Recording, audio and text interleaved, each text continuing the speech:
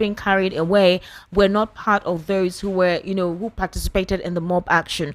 But then there is a serious analysis to this situation. As the situation unfolds, we get to hear more about what transpired. A couple of the residents, specifically those who reside very close to where the mob attack took place, said that they have been following up on incidents of this Fulani terrorists attacking communities and raping their women.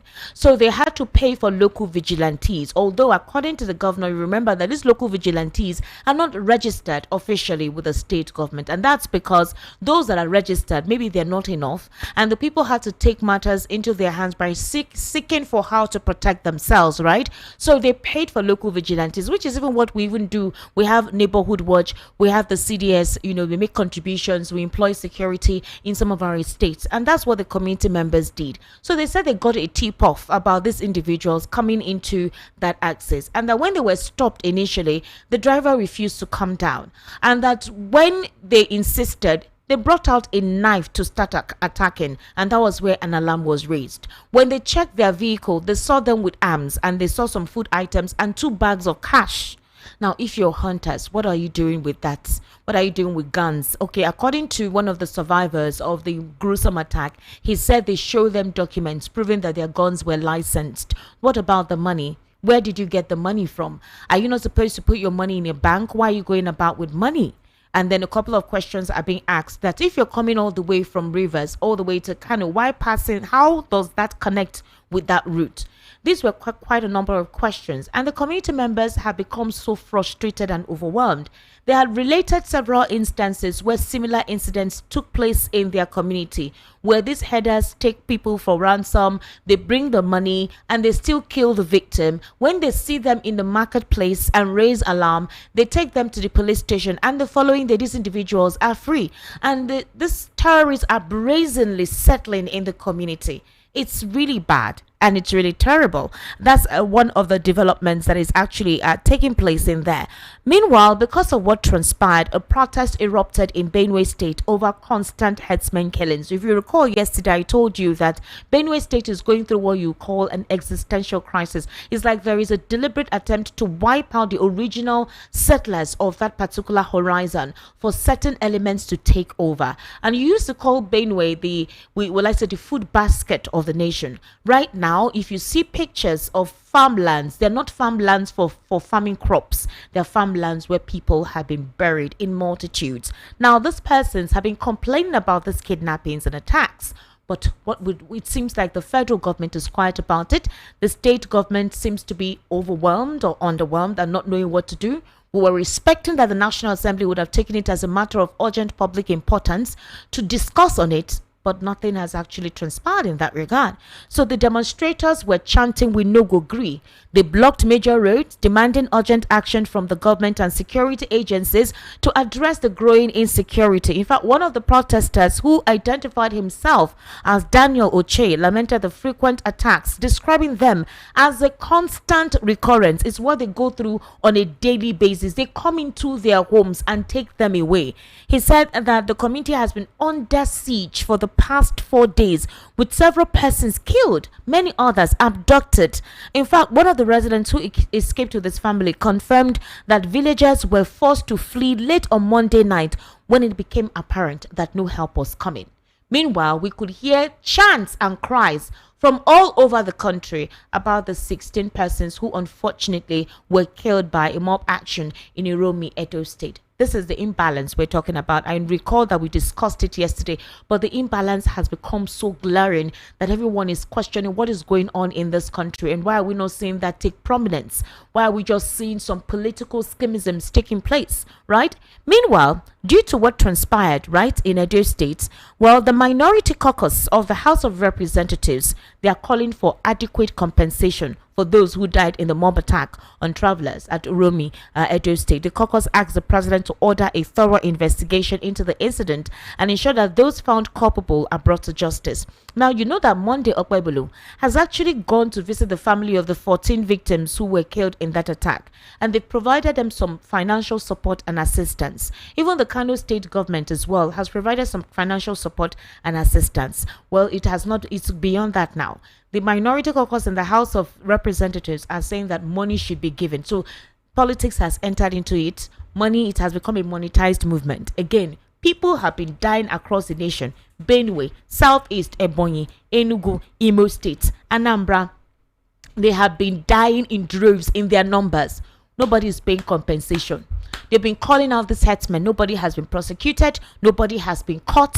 Sometimes when they are caught, they are released. And people are now deciding to take it upon themselves to protect themselves, because as it stands, it feels like there is a deliberate attempt for a certain quarter of the federal government to remain quiet while persons are killed indiscriminately like they're pawns in a chessboard by political bureaucrats. We'll be looking into that in the course of the program. And obviously, today, Senator Natasha went to visit her constituency and missed a rousing welcome. In fact, they welcomed her. She came in through a chopper.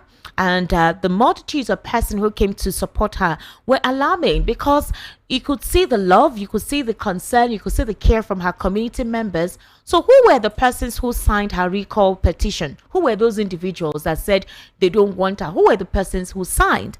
And because of that, she has actually accused INEC of aiding and abetting the in guiding the petitioners on how to perfect their illicit acts. She said regarding the ongoing recall process that INEC is being biased. She accused them of being biased, and that she's not afraid of anybody. She's not a bastard. She actually belongs to her home, and nobody will stop her from visiting her constituents. Interesting, isn't it? Meanwhile, in Rivers State, that obviously has not been disembarked. There are calls for the president to immediately ensure that Fubara returns to perform his function as the governor of the state immediately. In fact, Take It Back movement has announced a nationwide protest against Tinubu's emergency rule in Rivers State. The organizers of the 2024 hashtag End Bad Governance protest, the Take It Back movement, have announced plans to stage a demonstration against the ongoing state of emergency rule in Rivers State and the alleged misuse of Cybercrime Act by the Nigerian police to target activists, journalists, and social media influencers. The protest is supposedly scheduled to take place on the 27th of April 2025. It has also been described as a nationwide protest against bad governance and free speech suppression. Supporters are urged to gather at the National Assembly in Abuja, Nigeria's capital.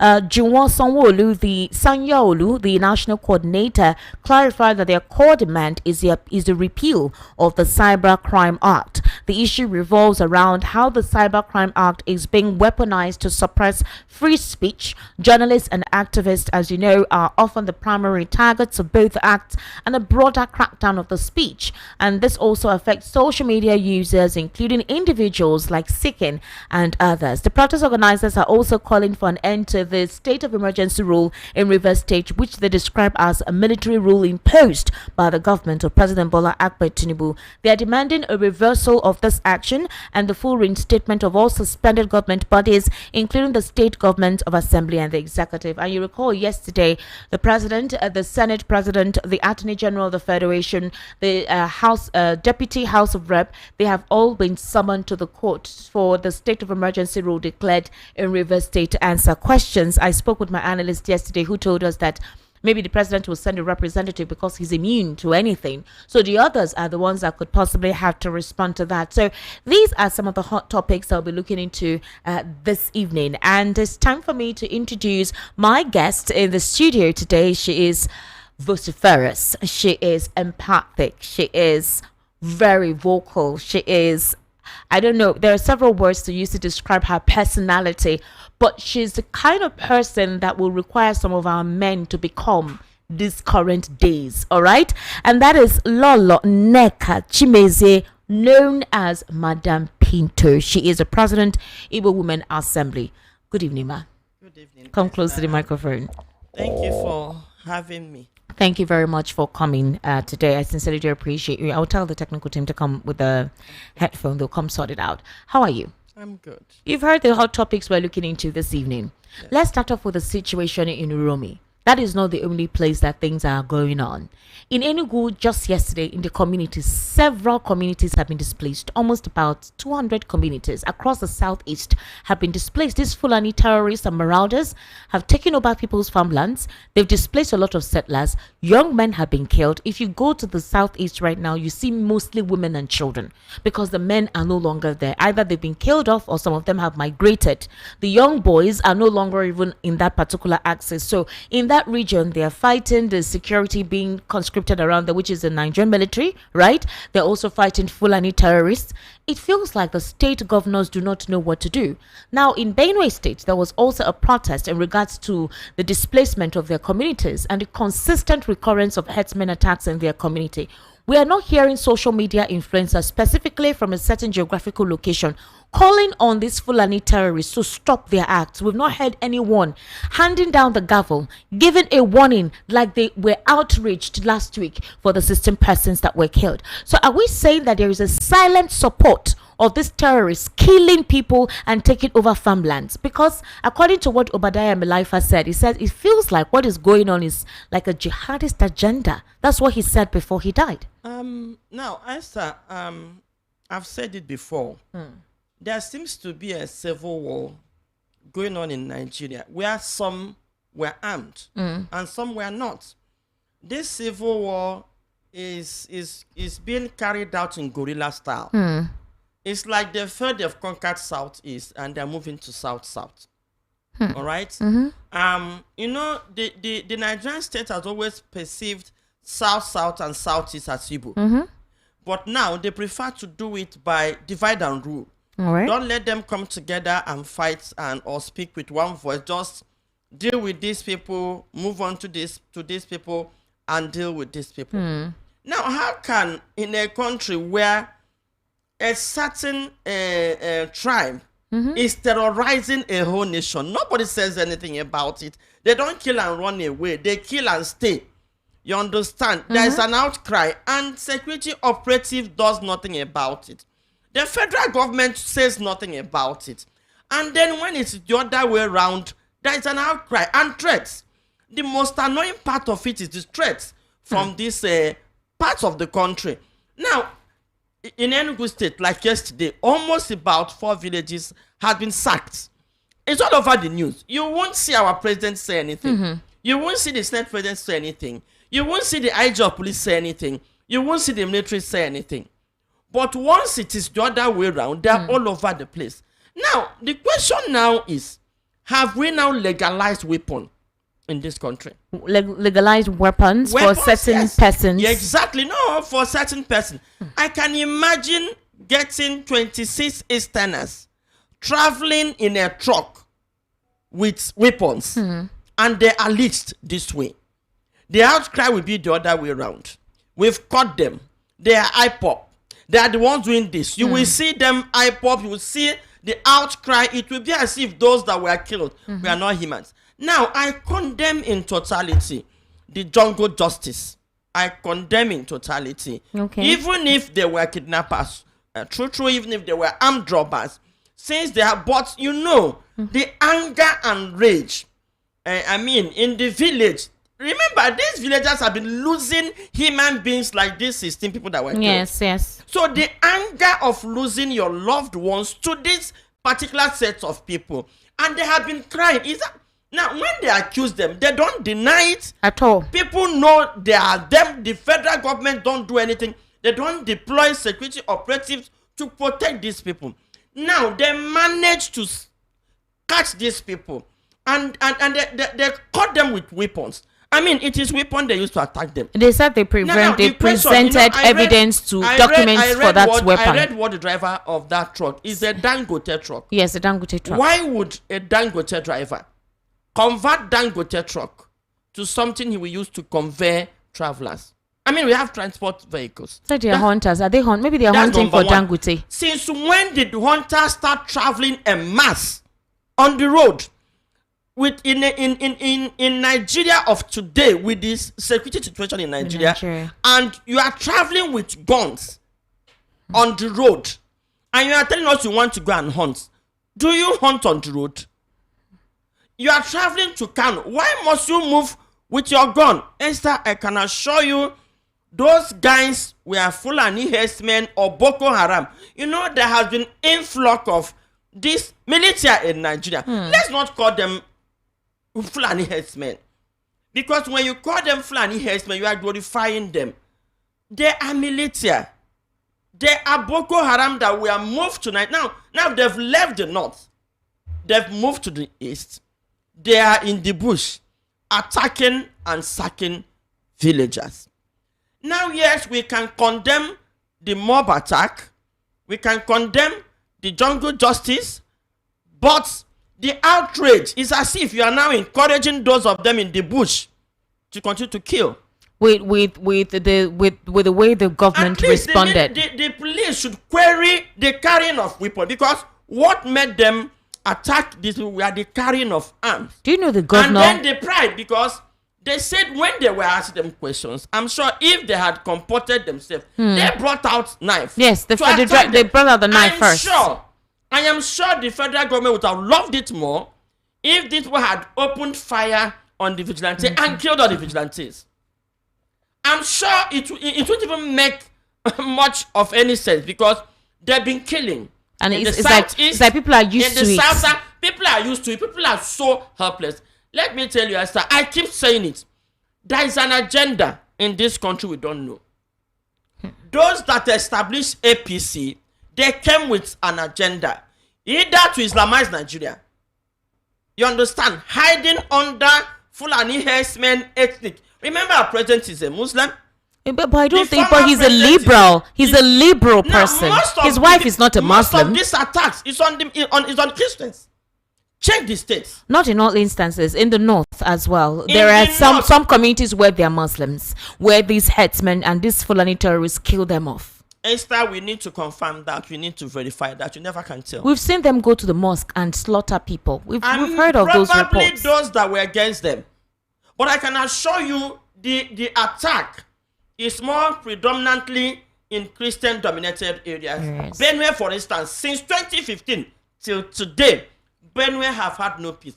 Now the question is it difficult for the federal government to provide security for Benue people? I don't know. And now when these people rise to organize themselves, you are using one excuse to put fear. Because of course, with what is happening now, I was thinking that they should tactically handle it. Exactly. Get people arrested, investigate, question why these people should move with arms. Are you sure this man will not go and drop them somewhere and they will go and attack? No, when the outrage put fear in people to even comment with what is in their mind. Okay, now the military and the police is now going to sack a whole village because of 16 people. Now, these attacks have been in the north. Deborah, for instance, the Christian girl that was murdered. Now, there were security tips that this girl is going to be killed. This girl was murdered in broad daylight. People videoed it and showed it live. It took over 3 hours for them to finish the lynching. Where were these security operatives? It happened live. On Facebook, yes, they were doing videos. They were streaming it brazenly. And we saw faces of people that did this. Today, I'm not sure anybody has been arrested or prosecuted. That's number one. In fact, one of the president's aide at the time, Bashir Ahmed, said he supported it. Yes, he supported it. They defended it because the school management was alerted. Some Christians tried to move even before the young woman. Remember, the problem started on social media. Yes. It was a conversation on social media. Yeah. And then on WhatsApp. Yes, it started building up. The conversation left the WhatsApp to school, to the classroom. Now, they reported to the school authorities. The school actually supported the lynching of this young woman. Now, the police did not investigate the school authorities, their involvement in the lynching. And the village where this young woman was lynched was not attacked. There were no arrests. They did not move in to arrest everybody in the village, all right, for them to bring justice. Now, in Oromi, rather than them coming down, the vigilante, they know the vigilante. Yes, they knew. There were members of this vigilante. Yes. Why not go for the members of this? Why attacking the whole village? Why putting fear in the whole village? Why sacking the whole village? Now, is our president trying to tell us something? That some people are untouchable, are actually armed to attack. So that's why I said the APC government should tell us what they want with Nigerian government, with Nigerian state.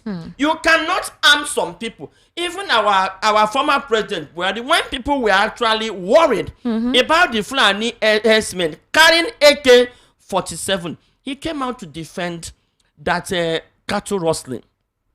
There has never been any incident of cattle rustling in the southeast. There has never been any incident of cattle rustling in the south. And I'm not sure there has been any incident of cattle rustling in the southwest. So why carrying gun when nobody is attacking you?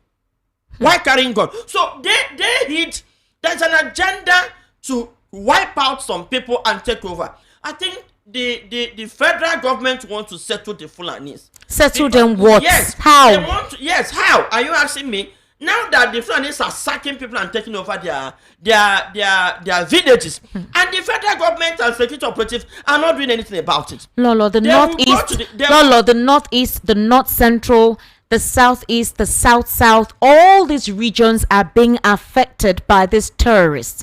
I would have expected the National Assembly, just like how they were quick to declare a state of emergency in Rivers State, to quickly suspend Natasha Akpoti, create an opportunity for an investigation to be closed, swiftly ensure that her recall process began, that the National Assembly would have actually called for a state of emergency on insecurity. I would have expected that the senators and House of Rep members from the constituencies that these Fulani terrorists are part of come out to publicly condemn the act of this thing. Nobody's talking about it. Now, Esther, you must know that everybody is afraid. Afraid of what? This government has caged the judiciary, which is the last hope of the common man. No, I'm coming. Where I'm heading is this. We have the Benue senators.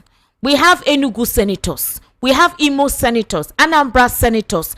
All these states that these headsmen consistently ravage, their senators are in the National Assembly. My question is, how are they caged to bring out a bill, to bring out a motion notifying the National Assembly that we are going through an existential crisis? Nobody's talking about it. This is the document. These are visual evidence to prove that these individuals are mutilating our crops, displacing persons from their homeland. Farming activities cannot take place because of these terrorists. And you're telling me that they are caged? Is that not their responsibility to present the plight and represent the interests of the people that voted them in there? Or were they not voted in? Okay, let me answer you. Several occasions, these people have tried to sponsor bills and it's thrown into the trash bin. Number one, there have been serious outcry for Nnamdi Kalu's release. Okay. So many senators have raised it on the floor of the National Assembly, on the floor of a House of Representatives. It has been thrown into the trash bin. You see what happened when they raised a bill to immortalize Humphrey Wunsu.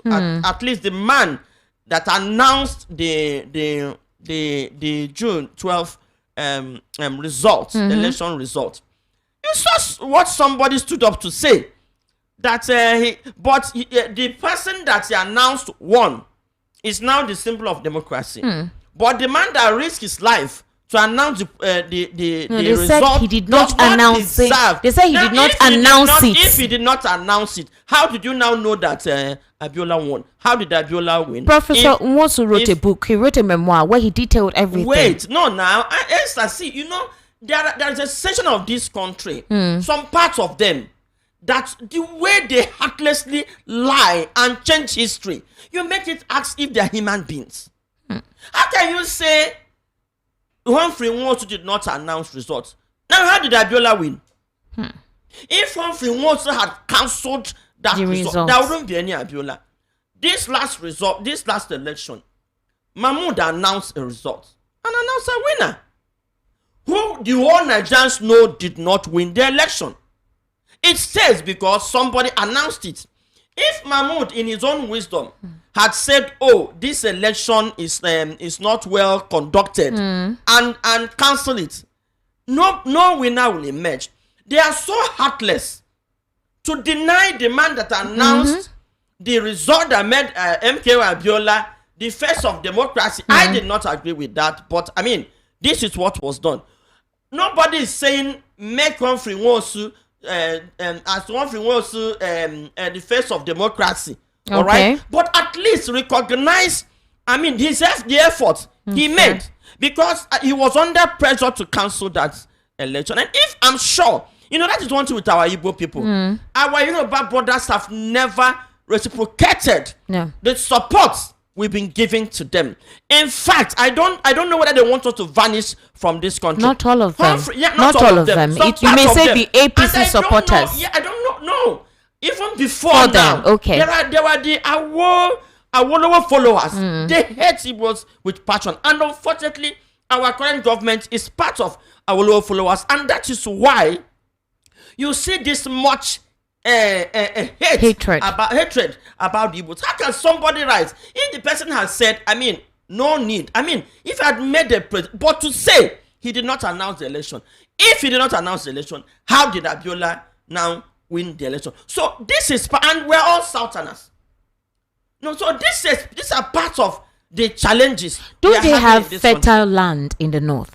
I need to understand why you leave your entire territory. The north has one of the vastest land mass in this country, and they have a good soil for planting. The southeast has one of the vegetation in the whole Nigeria. When you say vegetation, like greenery, yes, green vegetation, yes, and the vegetable from southeast is very rich. If you use a vegetable, if you pluck a vegetable from the southeast and southwest, the taste is different. Even the water is equally different. All right. So because of that, and in the north, north doesn't really have rain that much. They don't have that much green. Yeah. Yes. But things like yam, potato, tomato, those things that grow more during the dry season. The point is that I don't know why it is like that. If you plant and nurture it, it grows. But if I've been to the north, I mean, I attended APU. I schooled there too. I did my secondary school there. If you look at their land, you don't see more of green vegetation like you see in the south. If you don't see more of water like you see in the south, it's kind of more of dry and land, hot, and not that it cannot be made to be better, but they don't want to do it. They want to. I think the north has a way of wanting to do business and make gains in a platter of gold. Okay. Do you think this is going on? Look at how expensive cows are. Very expensive. 1.5 million, 2 million for one cow, and you cannot spend money to plant grasses all over north. Move to a particular area, because in the north there were vast land that are not being used, that are not being cultivated. The whole of north cannot be able to cultivate their land. You can imagine them saying, it is so funny that they are so selfish that they will come out to boast and make mockery of the south. That one state in the north is bigger than the entire southeast. Yes, they say that. El-Rufai said that. Yeah, the same region you said is so small is a dot. You're also coming, to bring your cow to also graze on their little land. Now, how do they expect them to survive? They want to make us slaves. We must depend on them for food, because they've made it impossible for us to cultivate on our land, and they have to come and graze on our crops to now to grow their cow and sell. I saw a video where these Fulani herdsmen were uprooting cassava. Yes. And from the owners farms of this farm were helpless, videoing them and sending this video out live. We saw the faces of these people doing this thing. What have the federal government do? Remember, if you kill a cow, they will kill human being, but they can uproot crops and nobody will kill them. Do you know that there was a bandit attack in Ondo earlier in March, where they killed 20 farmers? 5 farmers were killed in a fresh attack in Ondo.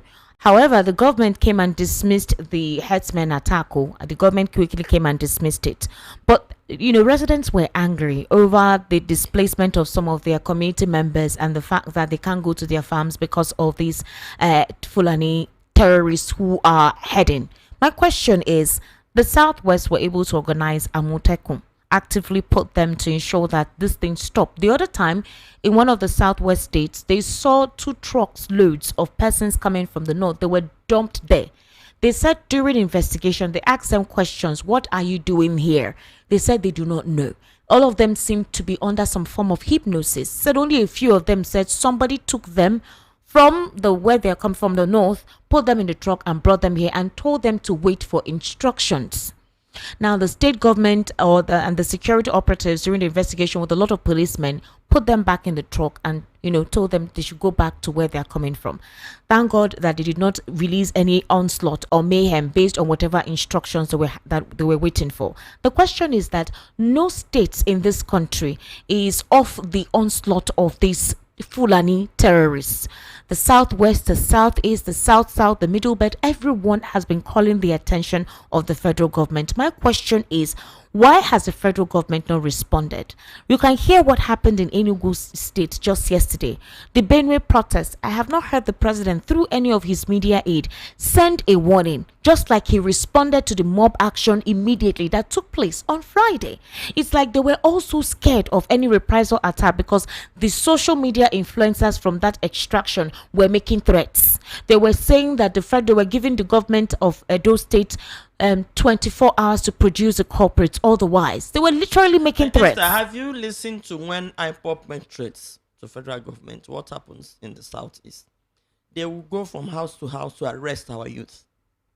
If they make threats, you get it. And now, remember, our president is from the Southwest. Of course, you will believe that their massacre operation operating freely, they're under the cover of the federal government.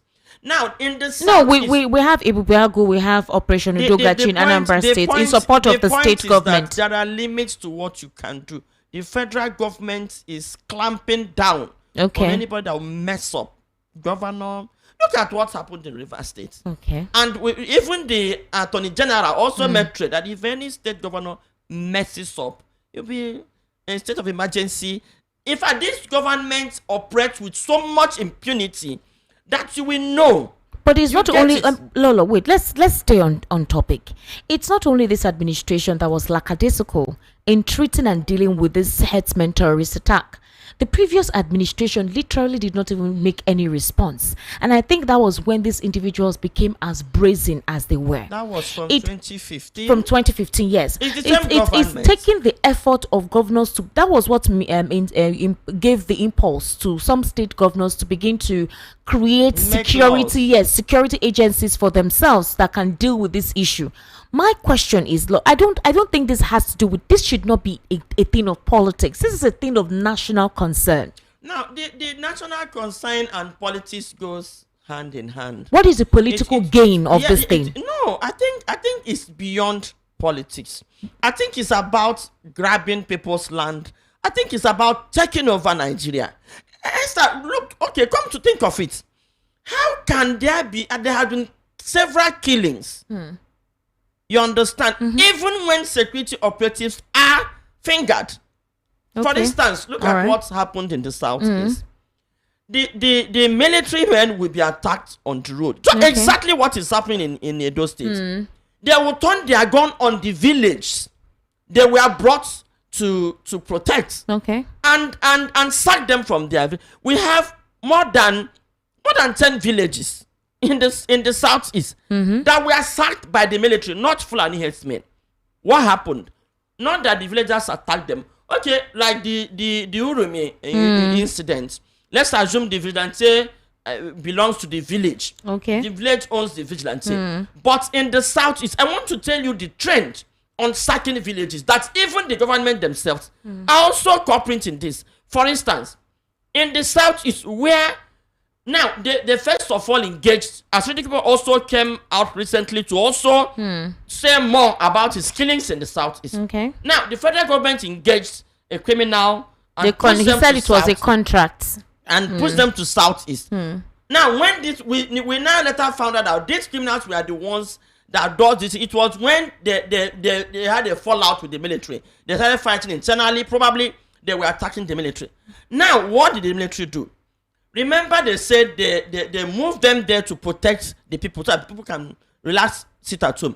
But when they were now attacked by the so-called criminals, who we don't know where they come from, and we know they are non-state actors, they will now turn their gun on the villagers, sacking villagers. Not just sacking villagers, going from house to house, arresting men and killing men. Military, let them come out and deny it. The same thing happened in Edo State.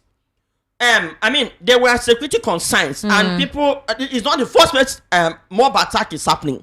That's happened in Lagos when mob catches a thief or felt threatened. Yes, there's a tendency that they will take laws into their, which we condemn in totality. We've been condemning it. But why is this one different? You get it. Now look at what is happening. These people caught these people with arms. And if you tell me that those guys were hunters traveling from, they are not, no bush in the north to hunt again. I don't know. Why would they move from north to go and hunt in south? Where is even the bush to hunt in the south?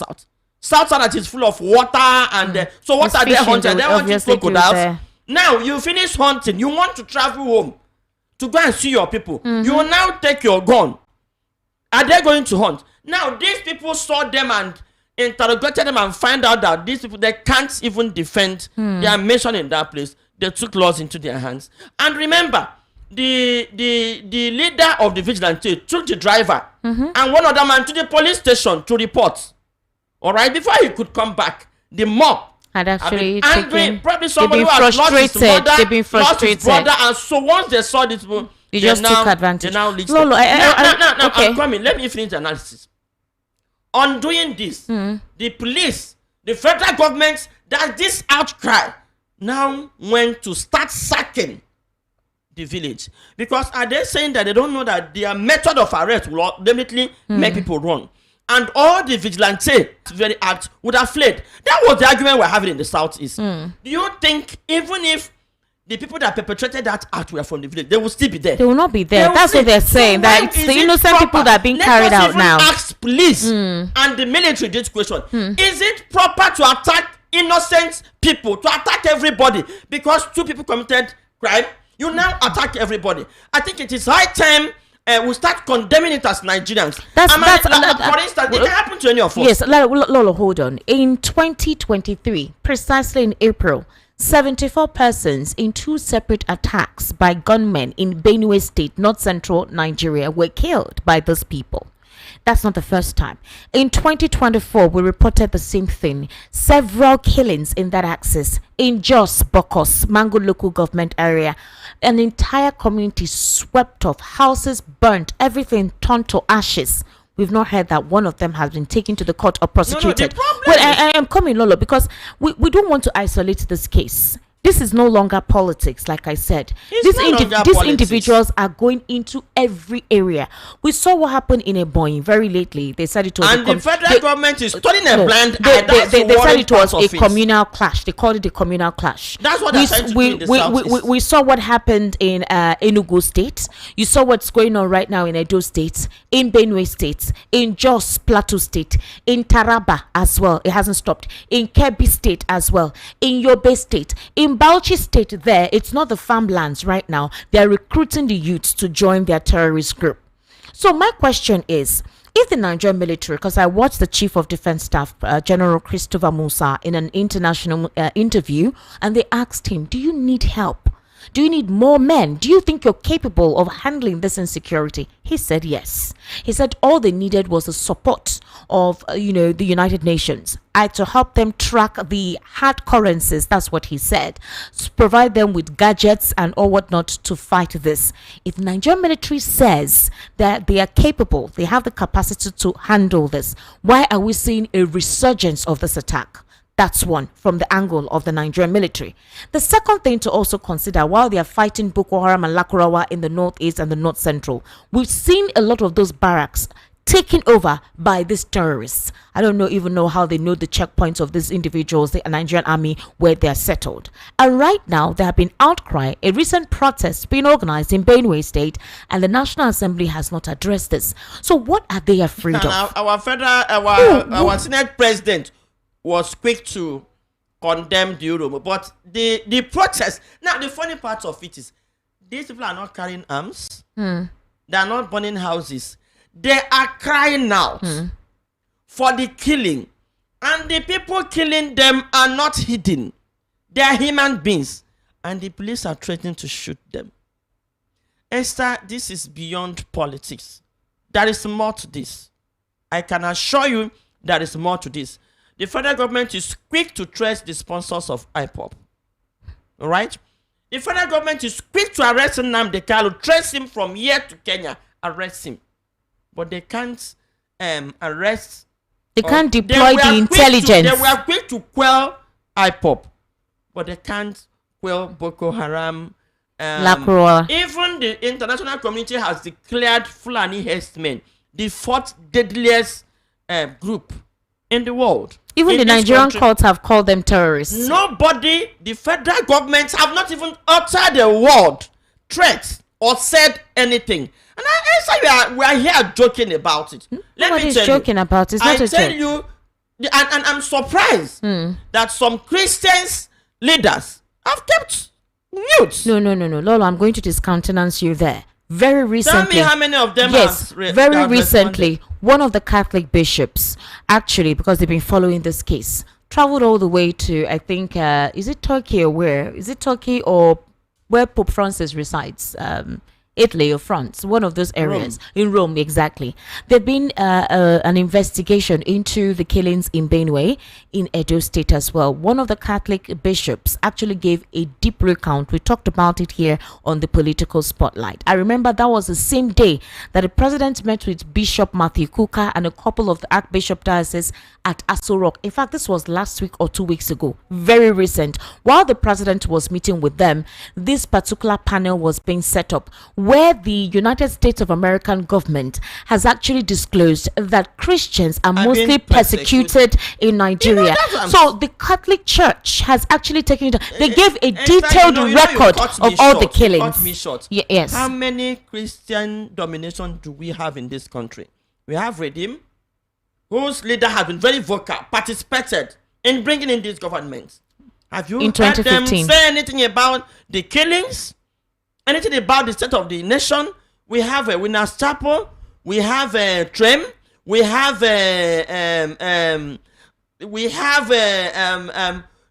more than 1,000 Christian denominations. Why can't they come together? Because these killings is for me is stating towards they hid under Boko Haram, Fulani herdsmen, and they are persecuting Christians. Even the American government have noticed. Yes, they released an official report the on that. persecution in the Southeast is 99% Christians. And the persecution in the Southeast, you can't equal it to anything. Where the federal government themselves ostracize pushing military into Southeast in disguise. And moving militaries, and militaries were doing the killing. But it was through the it was a state governor that called for it. The state governor called for it.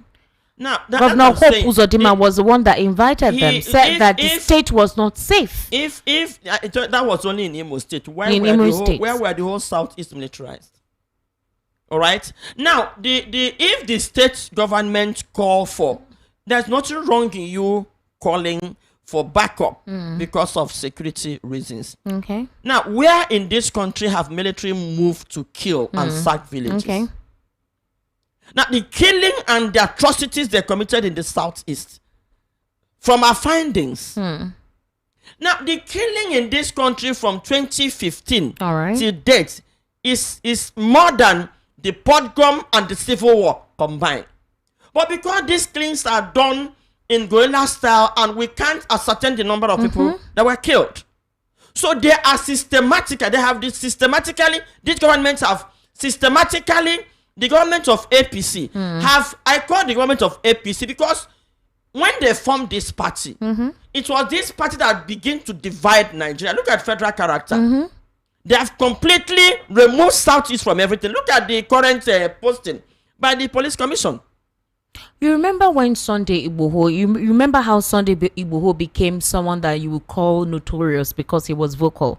During the 2020, when the entire world was on lockdown due to COVID-19, and there were attacks in that particular region where Sunday Igboho resides, he was very vocal. He actually conscripted a couple of security persons to protect their community and their farmlands. In fact, it was Sunday Igboho that became very vocal as to the entrenchment of these Fulani terrorists right into their community, and he took it upon himself to start protecting his community.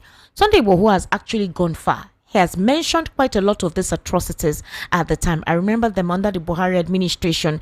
They invaded his home. They killed some persons in his home, took his passport and all of that. That was when he tried to flee the country, and he was caught in Benin Republic. My question is this. Like I said, since 2015, these ongoing killings have been ongoing. And it's no longer about one particular ethnic group or the other, because if these individuals intend to organize a reprisal attack, they're not going to look at you that you're from the southeast or southwest or south. Anybody who is not a northerner, to them is the same thing. So why has the Attorney General of the Federation, why has the Nigerian Intelligence Agency, why has the DSS, the SSS, the Nigerian Army, the Inspector General of Police, I have not seen a letter, a communication, I don't know, something to indicate that they are now piqued interest into this and they need to synergize and work together to stop it. That's one. Two, all the northern governors who have been hearing the outcry of people from several communities that they have kept quiet. All the northern influencers, all the northern influencers on social media, both former aides and present aides, why are they not saying anything? It is the ordinary Nigerians who are really, they have their family members who reside on how they eat from these farmlands. They're the ones raising alarm. My question is, shouldn't there be a collective responsibility from that arm of government to the people? Is that not the reason why they were elected there, to provide for them, to ensure that their social welfare is covered, provide infrastructure, lead them rightly? Why are we having this imbalance? Because that's why we want to have this conversation. You know, when you have a target and a plan, no matter the outcry, of course you won't listen, because you have already made up your mind. You've already decided on what to do. You know, like the former president said, good Lord Jonathan, he said, when somebody is sleeping, you can easily wake somebody that is sleeping. But when somebody pretends to be sleeping, if you like, make noise because he wants to be sleeping. Okay.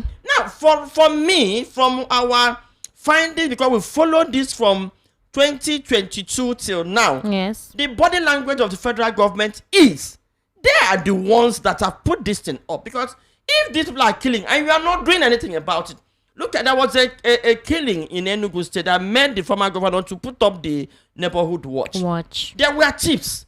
The governor tried to call. These Fulani people saw them in broad daylight when they were making the plan. He called the military, he called police. He contacted the federal government. They did not respond until this village, I think I got to killing. Until this village they attacked, because that was what made Buruburu at the time to cry when he visited the area. So it's like they knew what is going on. So they're not going to do anything about it. Remember, that was why IPOP was crushed. You know, IPOP is like, Nnamdi Kanu had this tip off. And that was what he was saying. That there's a plan. So when IPOP were in the bush, the ECN or something, the Fulani, they didn't give them chance.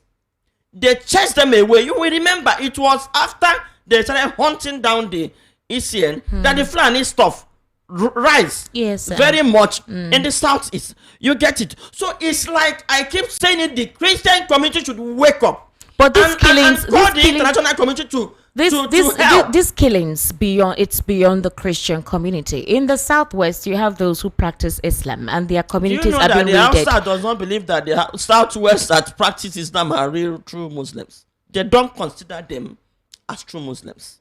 That's the truth. The outside does not really consider the Yorubas as true Muslim. Go and meet a Yoruba Muslim and they will tell you. Why would that be? But Is it not the same God they serve? They say they are not straightforward. How is it that they're not straightforward? Because they are educated and accommodating? It's not that they're educated. I think that is the Yorubas knew. The Yoruba Muslims knew. It's not a hidden, no, there are ways to practice religion that is accommodating without isolating. If you look at, but that's not the way they understood it. If you look at the attack right now, the attack is more on south and southeast. It has gone down in the southwest. No, very recently. In March, early March, in the last, 20 farmers were killed. Esther, in the last 1 year.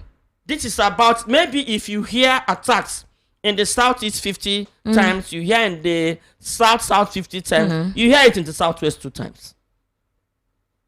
The southwest is more in terms of Fulani attacks and all these attacks. The southwest is more peaceful than the southeast and south. Lolo, in January, a sleeper cell of certain foreigners were found. I think somewhere in Ogun State or Osun State. I don't know whereabout. The DSS were interrogating them. In fact, they didn't let people know for a very long time because they needed to get all the information they could get. They were in that forest, a lot of them, and they were interrogating them because they feel that there are sleeper cells in a couple of regions in Nigeria. Possibly they're waiting for whatever. The Nigerian DSS were actually trying to collect intelligence from them. Recently discovered somewhere. Yes, that is the thing. So the question is, why are we not having that conversation up there? We are having the conversation here. Why are we not having it up there? The kind of conversations we're only hearing is about towards 2027 or obstructing certain persons who decide to be vocal, like what happened in Kogi State today, where Natasha couldn't be allowed to come for her rally. She had to come through a chopper. On the ground, the police already barricaded, but she came in through a chopper, and the people decided to come out regardless. They weren't constrained. They came out to support her, to welcome her. So at this point in time, what should be the priority of those who represent us? It's quite important because as it is now, the Take It Back movement has announced a nationwide protest against the state of emergency rule in Rivers, as well as the state of insecurity in the country, the recurrent attacks of herdsmen in certain regions, particularly in the country. Benue State, for example, Edo States, Enugu States, Imo States. These states have been consistently attacked by Fulani terrorists that call themselves herdsmen. We know in the northeast and the north central and in Zamfara and all the likes, it is Lakurawa and Boko Haram that they have been facing. And I feel the Nigerian military is really concentrated there because that place seems to be like they're going through what you call intense warlike situation. So the concentration of the Nigerian military is there, and the Air Force. So my question is, why are we not seeing this as a focus of priority from those up there? Those you call Fulani herdsmen and what have you, terrorists, they're not herdsmen. They are terrorists. Maybe the Zamfara and the up north is their headquarters, where they recruit their members and they push them down south. You get what I'm talking about now? Like I think if the security operatives, if they should be searching the long trucks that move from the north to the south, they will stop a lot of these movements. Because from what we discovered, those that were transported through Dangote truck, it now shows, instead of the police to now look at what they are doing with the long trucks, what are they moving from north to south, from south to north with the long truck in disguise of moving goods? No, they are now busy arresting. Now what it now shows is that up north is their headquarters, where they are recruiting these people. And now why the war is more there is, they said these people move from the lake and stuff. Yes. So they move more in the north. There are more there, and they train them there. So the tendency that the military is seeing more of them, more of action there, is true. But the point is that we should understand that this is not Fulani herdsmen. Okay. This is not. This is more of a terrorist attack being recruited from the northern part of the country down to the southern part of the country. And from our findings, the silence and the taking side of the federal government shows that there's a plan on ground why the federal government would turn a blind eye to the actions of these terrorists when they are in the south, because they are fighting them in the north as terrorists, but in the south it's like they're supporting them. Because if they've now been moved to the south, because we've been with Fulani herdsmen for donkey years, we've not, and we only started having this attack when Boko Haram came up, and they now hide under Fulani herdsmen to carry out these attacks. And now, why have the federal government not taken a sure step to stop all these attacks when they are not hiding? The most annoying part of it is this attack they will start attacking one village to it doesn't happen in 1 hour, in 2 hours, in 3 hours, in 5 hours. Now the attack will be it's like the police having a tip off of the mob attack. I've seen where police have heard about mob attack, they will move in quickly, to stop the attack and save the individual. We've seen several occasions where militaries have or police have saved people. Yes. Now, why is it that these attacks will go on for a long time, and they will call police in the east today? If anything is happening in the east and you call military, they will not respond. Are you very They will not respond. People have complained when they were attacked very close to military checkpoint, and someone is able to escape. As you are reporting to the military, they look on their faces. If you don't take your time, they will shoot you joy. These are the things that happen in the southeast. So why are it's like the federal government and the military are providing security for these people? And you're telling me there is nothing more. There is more to it. It's the lack of reaction that is giving this perception like they are being protected.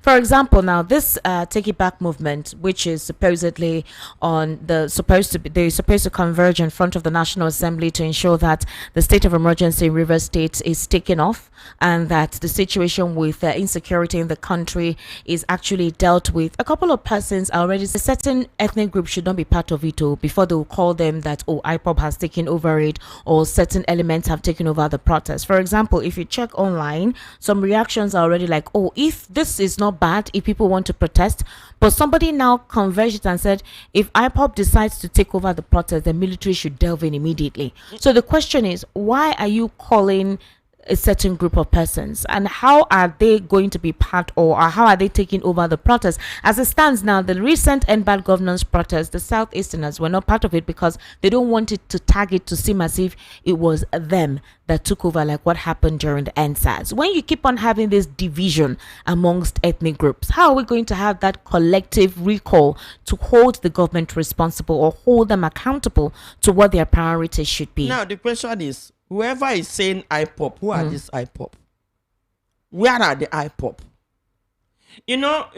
They've tactically, what we from the Southeast doesn't know is that they've tactically termed the whole of Southeast IPOP. That's what it is. So if anybody comes out to protest in the Southeast, it is IPOP. Well, they no longer participate in any more in protests. No, if you know you are not IPOP, don't come and protest. That's what it means. And again, anybody coming to protest to what end?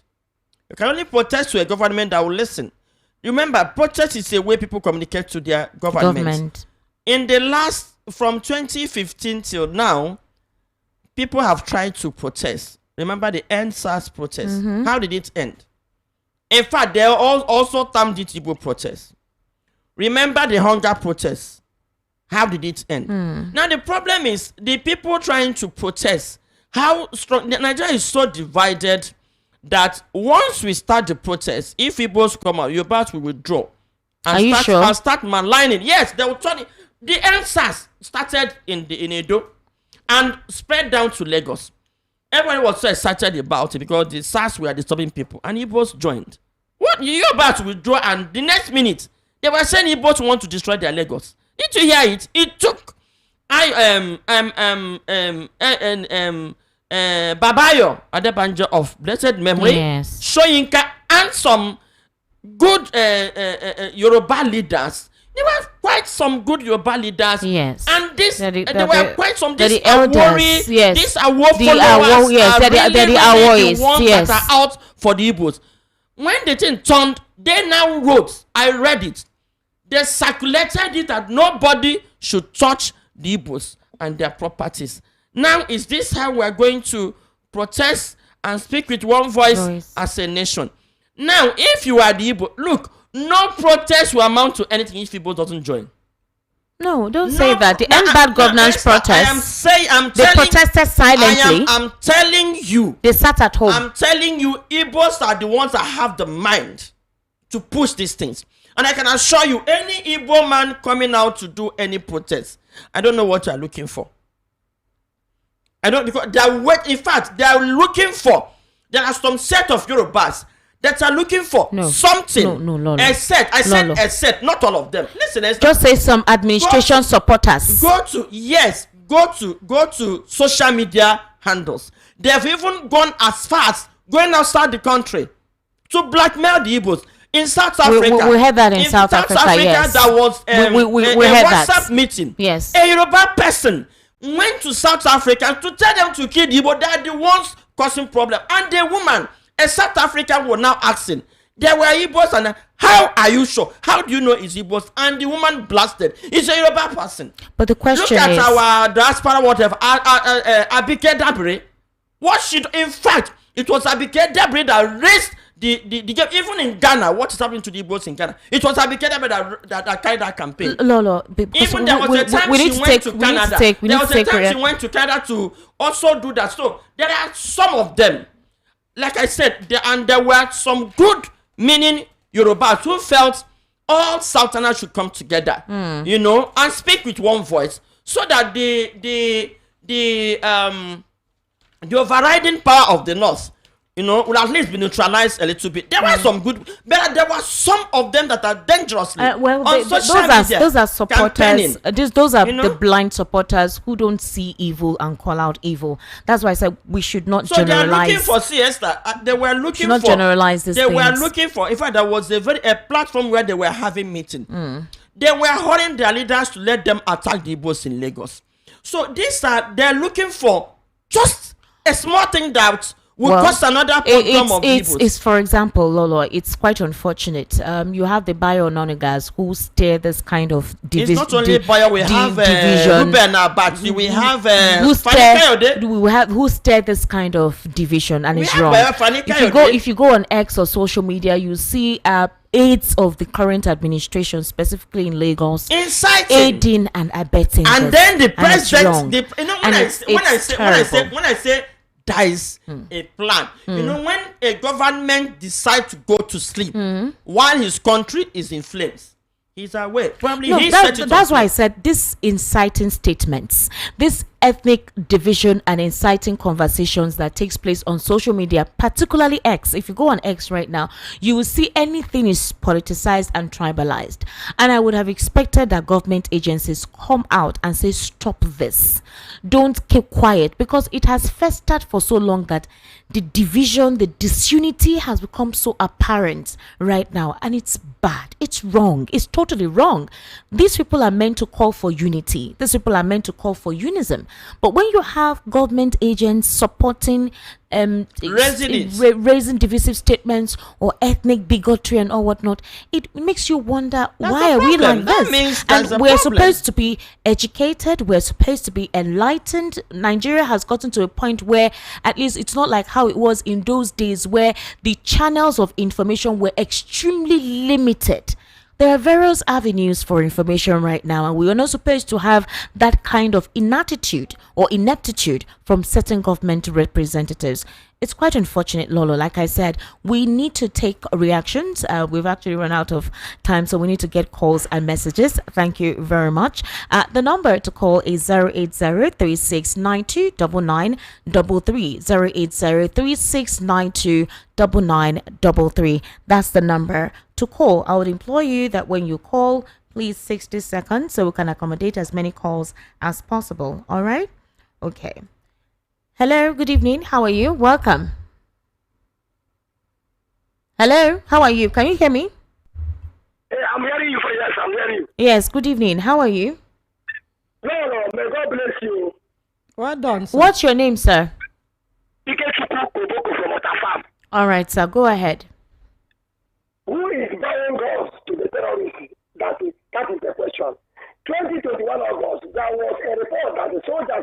between Southeast Scotland and Wales, so that the Fulani will enter. That is what happened, and that is what is happening. But it's technical and tactical jihad to implement polarization. 80% of Nigerians that have been killed. What happened in Uri is highly condemned. How would you leave Niger forest that the animals come 7 o'clock and Sambisa say you want to go come and hunt after bringing your cow in the south and you leave nothing for the southeast and the south and south earth? It is highly condemnable. Right. Nigeria government know what is happening. Look at how they kill some women in Enugu. Some they make a 1 month and they were putting sticks in their body. All right, sir. Thank you, sir. Your time is gone. Anyone that do not condemn other one that is happening is a terrorist. All right. And the government is monitoring them. All right. Thank you for calling. All right. Remember, please, let's try as much as possible to keep the conversation not to incite or to be hostile. Okay? It's very, very important. All right. Hello. Good evening. How are you? Good evening, madam. Good evening, sir. My name is Esther Wachuku. What's your name? Esther Wachuku, yeah. My name is Edward. All right. Great our Lord Binta. Okay. Where are you calling us from, sir? I'm calling from Sango. All right, sir. Please go ahead. During the Buhari time, Buhari placed an executive order that any person with AK-47, they should shoot him down. So all these things that is happening, it's high time our president will keep silent because he's saying he will continue from where Buhari stopped. So look, this herdsmen is like they want to use this herdsmen to take over the entire rest of Nigeria. Because I'm watching to know why herdsmen will leave their territory, they kill people, and this chief of army staff we say after they catch them, they will say they radicalize them and put them back. Some they will enter into military. That is a criminal offense. Let Attorney General speak to the nation on criminalities of this Fulani herdsmen. You see, the funny thing is that people who own their farm, Fulani herdsmen will get the god to enter to the farm and destroy everything, destroy their livelihood. So this thing, our president will just sit down and behaving as if he doesn't know what is happening. Look at what happened in the River State. He go there and put an order. Let him speak an executive order. Let him speak that whoever see herdsmen destroying farm, let us deal with him ruthlessly. That is executive order. Yes. That is what Nigeria need. You don't need all this guy. So because I cannot spend my money, carry loan, and do a farming. Or at the end of the day, somebody will come and yes, no, that is nonsense. Talk to the nation, please. Thank you very much. Audience. Thank you. I love this response. Thank you very much. 08036929933. That's the number to call. The WhatsApp number is 0817-1756-338. Hello. Good evening. How are you? Good evening, Esther. Good evening, ma. Yes, my name is Joy. I'm calling from Alimosho. All right, Joy. Good evening, ma. Good evening, Lolo. Good evening. The reason I call is this. They are revenging for those that they kill for those spirits. We in jobs, I lost 4 children, my husband. I have gunshot in my leg. They have interviewed in different places. Government never treats me, even paracetamol 1 day. With the gunshot, I sent my picture for when I was in the hospital last time. I've done 4 times operation with the help of good men. Government never do anything for us. Even my survived children, they never know if they will go to school or not. And not only, I have opportunity to call radio. Many of us are jail. They have lost husband, not children, have gunshot. Some bomb remove their hands. And government is not doing anything. They are fighting for their own. That they saw them with weapons that they're killing in those states. But all I know is this. Hello? Hello? All I know is that there is God. One day, everybody will give account of yourself. All right, Joy. Thank you very much. I'm so sorry about your unfortunate circumstance. She sounds like she's even crying from the ordeal. Hello, good evening. How are you? Hello? Good evening, sir. What's your name? Hello? Okay. Sorry, my name is Paul. Paul, what's your location, Paul? Okay, I'm calling you from Agbado Ijayi. All right, Paul, please go ahead. I don't really have much to say. I just want us from the south here to just take away all this religious and all this ethnic sentiment to just come together. And because the north, they are always together. They always agree together. That's why when anything just happen to any of their person from the south, you just see them. Do you understand? Yes. So that is just what I want to say. I don't want to start condemning this, condemning that, because the government knows what is going on. So how many talk are we going to talk? Well, we have to cry out. We have to talk about it. It's getting too much. I really appreciate what Voice of the People, what they are doing, and other radio stations too. Thank you. Thank you very much. Because the people need to be informed. You know, there's so much people of the poverty that you just wake up in the morning, all you care is just what you eat, what your family will eat. Nobody cares to listen to the news because you don't even believe what you're hearing. So many teachers, I don't really know how to speak this grammar, but the little I have spoken. All right, thank you. Now, my sister. So yes.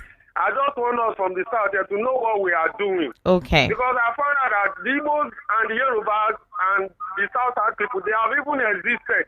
They have been in this country before these people, they migrated to where they came from. So why are we so divided in the south here? Exactly. That we can't just come together.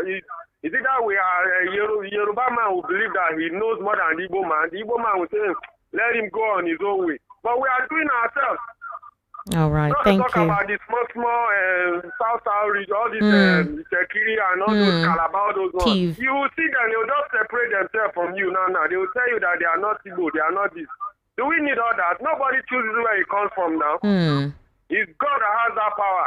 I don't know why we are just too about where we come from, what language we speak and all that. All right, thank you very much. To really know what we are doing in this house, because the Northerners, they know what they are doing. They know what they are doing. All right, thank you. So thank you, okay? Thank you very much for that. I sincerely do appreciate you calling. Hello, good evening. How are you? Good evening. Yes, good evening. Sorry for keeping you. What's your name, sir? No, my name is Afun Adama. All right, sir. Please go ahead. You see, this matter of Fulani S-men. If the APC government say they don't know anything about this Fulani S-men, they'll be a regional liar. They know everything, because the issue started when they want to take over 2014 to 2015. Because they didn't expect they will win. So let them call a spell. No need of hiding word. They know that, but that's why they don't fit do anything about it. Let me ask you a question now, Esther. You see, if an Igbo man carry that truck where these people dey, my brother, if an Igbo man truck or Igbo man business transport, they used to carry that people. My brother, the shop now, if we don't close, or if we don't close, if we don't close now, they were talking about the kind of trip we go, soldier we go full east now, no be small thing. But don't become Fulani people. Now they do good negotiating. They say they be born to rule, but I don't see anything where them be born to rule. They get a big farm for the north, get everything there. They no fit stay. I was studying when I was someone and say cow like to be traveling out. Imagine the kind of statement. We bought the train cow. They make a place for them to stay to chop grass. This grass they do how they farm it before 1 month the grass don't grow. The cow go chop them. We watch all this in social media. So I don't know why. Let APC tell us what is inside, what they know about this Fulani S-men. Right. Thank you very much, Afunwa. All right, we need to take more calls. Hello, good evening. How are you? Good evening. Good evening, sir. How are you? Fine, thank you. This is Evangelist, right? Yes, good info. This is your friend, Evangelist. All right, Evangelist. Yeah. Please go ahead. Yes, thank you. I want to greet our auntie, our sister, our big mommy. Lolo Chimezi.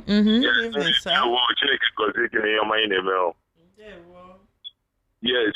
See, and the problem is I don't know why Nigeria government are looking blind eyes, or maybe not taking things serious, because what they are pushing the poor masses, because it gets stage when you go pursue goods. Exactly.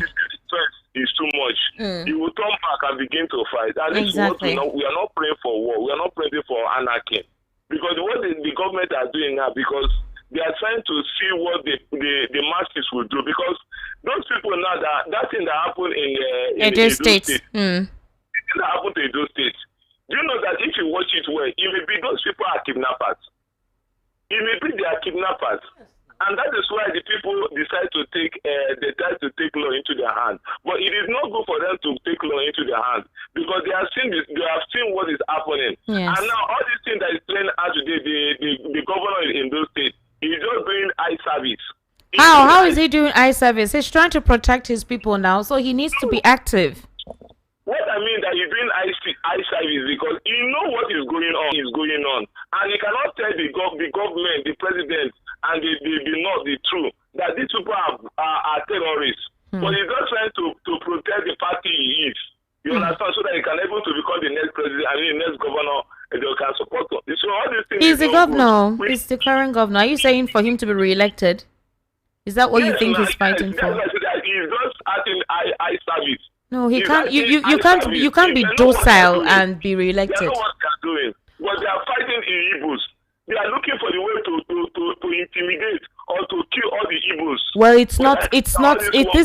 I want us to have a better understanding of the situation. The current insecurity in the country is not just targeted at. Good evening, Esther. How are you? Yes, good evening, sir. So sorry for keeping you. I sincerely do apologize. If I don't pick it, the call will cut off. No problem. If I don't pick it, the call will cut off. No problem. Go ahead. I called you yesterday more than 20 times without any answer, but no problem. I know you are busy. Go ahead, sir. Can you hear me? I can hear you, sir. Please go ahead. What's your name? Ola from Chicago. All right, Ola from Chicago. Please kindly go ahead, sir. Yes, I greet my sister very well. Okay. Well done, ma. Esther. Sir. I want to ask a question. Yes, sir. What is offense of Igbo? What is offense? What they commit? What is offense committed by Igbo? Why they are treating like this? I was in Nigeria in January. I visited your station that time. Wow. Yes. I saw preachers and many people there. I saw them anyway. Right. So I travel with public transport to my state. Okay. I don't want to mention my state, out of Lagos. Okay. The checking point we saw there, it's no more than 4 or 5. But somebody was talking in the car that if you travel to east, you will see more than 40 checking points. Okay, when I came back, I was listening to what's happening everywhere. I'm asking myself, I said, what is the offense committed by Igbo people? Hello? You are not oh God. Hello? Okay. You paused a little bit. Can you hear me? I can hear you. Can you hear me? I can hear you. I can hear you. Yes. My concern is, what is the offense of Igbo? If you marry a wife and you are not more compatible, what's the next thing? You divorce. These people, you don't want them. Let them go. If you don't want them, let them go. Why are you treating them like this? When something happens in other side, you look at somewhere else. But it's happening in the Igbo land, you take another turn. These people are killing people everywhere, and you didn't say anything. Look at our massacre. They kill people in the church there. Yes. Nobody talk. Why are they like this, Esther? Look, I don't want to say something about Nigeria. Please. Bye-bye. Thank you very much. Thank you. It's quite disheartening, honestly. But please, let's rein in our emotions, okay? Let's be careful with the kind of words that we use. Remember that our calls and every conversation we're having here is monitored. So please bridle your emotions, all right? Contain it to the facts and the logic. Thank you very much. Hello, good evening. How are you? Hello? Can you hear me? Yes. Yes, I can. Yes, good evening, sir. What's your name? Yeah, I'm Pastor Joseph. You're what? I am Pastor Joseph. Pastor Joseph. Please, what's your name, location, Pastor Joseph? I am calling from Sulere. All right, Pastor Joseph, please go ahead. Yeah, it's a good evening. Good evening. Yeah. You see, the problem we have in this nation my understanding, it is. Most people will find in our law, in the government of today, it's unfortunate. People that are there are no more people that are supposed to be there. Our lawmakers, some of them are being sponsored by so-called rich men. And when they go there, they start doing things that are not supposed to be done. How can people be killing people? You sponsor them, you look one thing or the other to frustrate your opponent. Sometimes I was traveling. I got to a checking point in the east. I was asked to come down from the vehicle to trek up to some poles before I will meet up the vehicle again to enter. Unfortunately, a man in front of me, a young man anyway, of that kind of 23 to 27 years of age. This guy was answering calls because I was inside the vehicle with him. He has been answering that call ever. Immediately getting to that military checkpoint, the military boy called him and asked him to drop his phone on the ground.